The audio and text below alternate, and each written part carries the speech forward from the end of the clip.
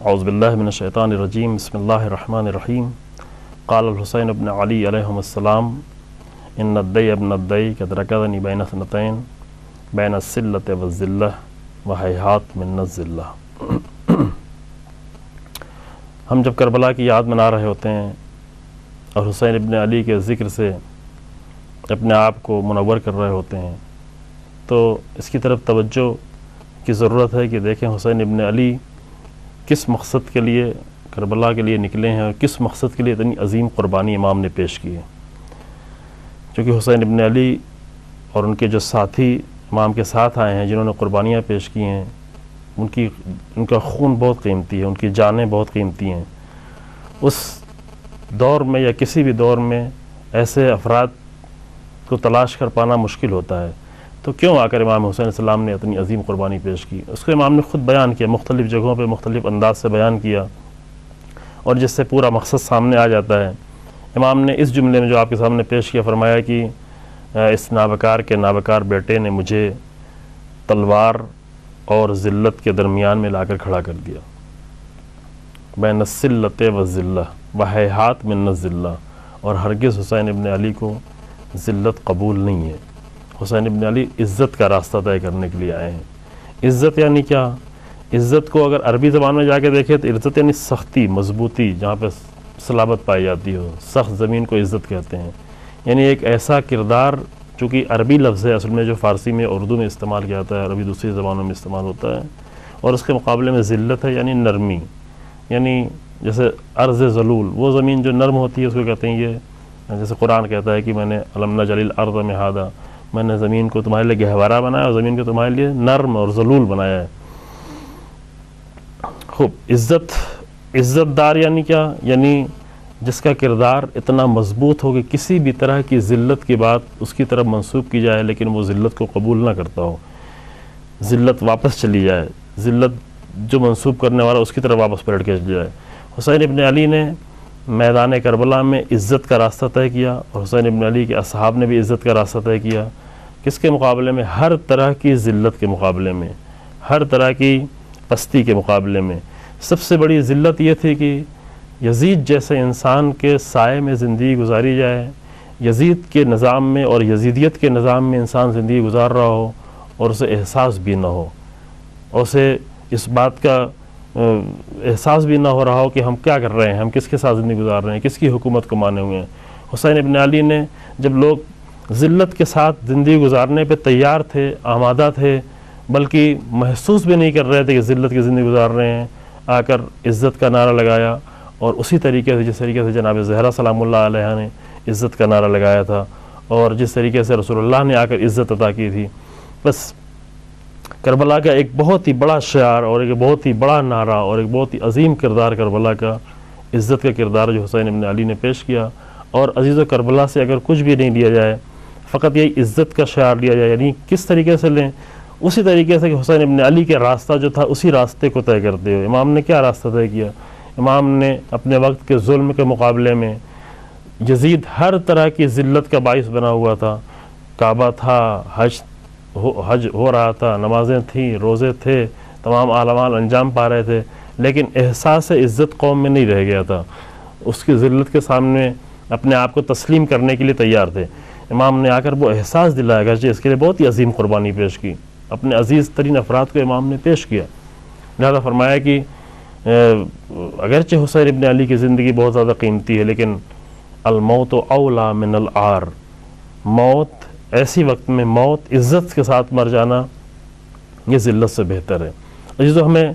یہ دیکھنا ہوتا ہے کہ اپنے دور میں اس راہ پر چلنے کے لیے، چونکہ حسین ابن علی نے عزت کا راستہ طے کیا، اور عزت کا راستہ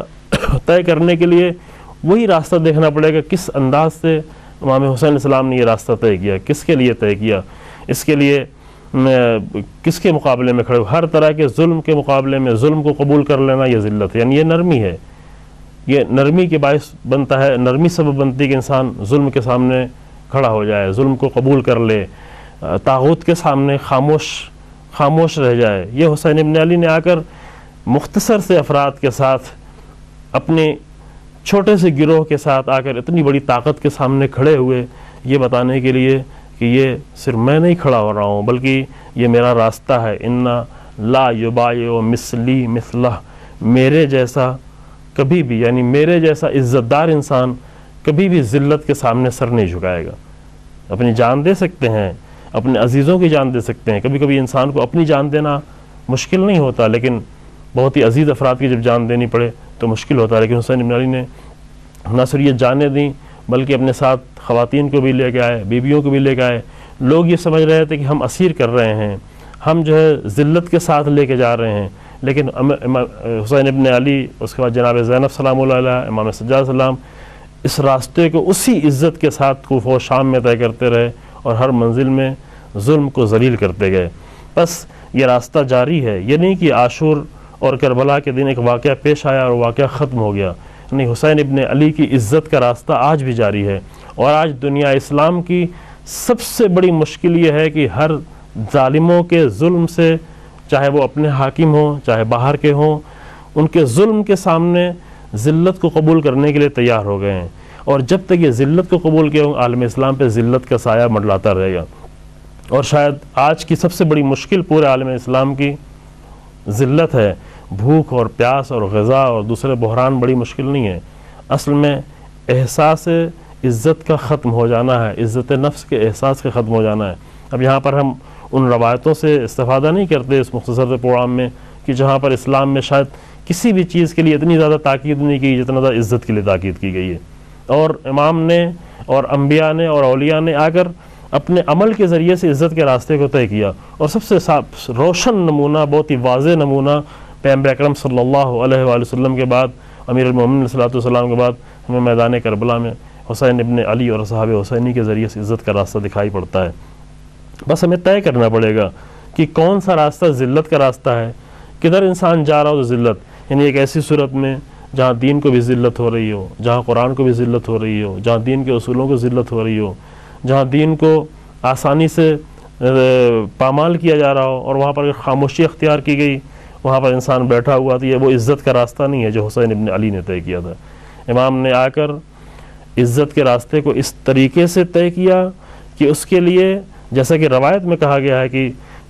سب کچھ انسان کو دیا جا سکتا ہے، سب کچھ انسان کو اختیار دیا جا سکتا ہے، مومن کو اختیار ہے، لیکن اپنے آپ کو ذلیل کرنے کا اختیار نہیں ہے۔ یہ روایت بہت ہی عجیب ہے کہ جہاں فرمایا کہ مومن کو ان اللہ فوض الی المؤمن کل شیء الا اذلال نفسه، اللہ نے سب کچھ اختیار مومن کو دے دیا ہے، لیکن مومن کو یہ اختیار نہیں کہ اپنے آپ کو ذلیل کرے۔ یعنی فقط امام حسین علیہ السلام کی یہ ذمہ داری نہیں تھی کہ آپ عزت کا راستہ طے کریں اور دوسرے طے کریں یا نہیں کریں، بلکہ روایت یہ کہتی ہے کہ نہیں، ہر مومن کو،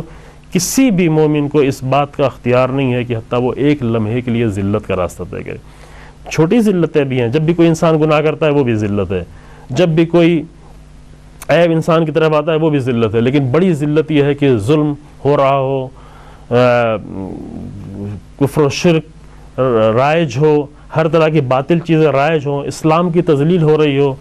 قرآن کی توہین ہو رہی ہو، پیغمبر اکرم صلی اللہ علیہ وسلم کی توہین ہو رہی ہو، اور یہاں پہ انسان عزت کا احساس نہیں کرے، تو انتہائی ذلت ہی ہو سکتی ہے۔ اور ایسے وقت میں آج بھی اور ہمیشہ حسین ابن علی کا راستہ جاری ہے، یعنی جب بھی احساس ذلت ہو جائے تو آئے حسین ابن علی کی طرف اور حسین ابن علی کا راہ کو اپنائیں۔ اور ممکن ہے کہ ہاں، عزت کی راہ میں خوب ظاہر ہے کہ جب بڑی چیز حاصل ہوتی ہے تو چھوٹی قربانیاں دی جاتی ہیں۔ جب قوم کی عزت، دین کی عزت، قرآن کی عزت، اسلام کی عزت، حسینیت کی عزت کا مسئلہ آتا ہے تو ممکن اس کے لیے سختیاں بھی اٹھانی پڑیں، ممکن اس کے لیے قربانیاں دینی پڑیں، لیکن ہاں، راستہ اسی طریقے سے طے ہوگا جیسے کہ حسین ابن علی نے اپنے عظیم اصحاب کے ساتھ یہ راستہ طے کیا، اور یہ کہتے ہوئے طے کیا کہ ہم سب کچھ قبول کر سکتے ہیں لیکن ہم کبھی بھی ذلت کو قبول نہیں کر سکتے۔ اور یہی نعرہ آج ہماری ضرورت ہے، پورے عالم اسلام کی ضرورت ہے، نہ یہ کہ تشیع سے مخصوص یہ نعرہ ہے بلکہ پورے عالم اسلام کی ضرورت ہے کہ اگر ایک نعرہ آج یہ اپنا لیا جائے تو شاید عالم اسلام کی تمام مشکلات بہت جلد حل ہو جائیں انشاءاللہ۔ والحمد للہ رب العالمین، وصلی اللہ علی محمد وآلہ۔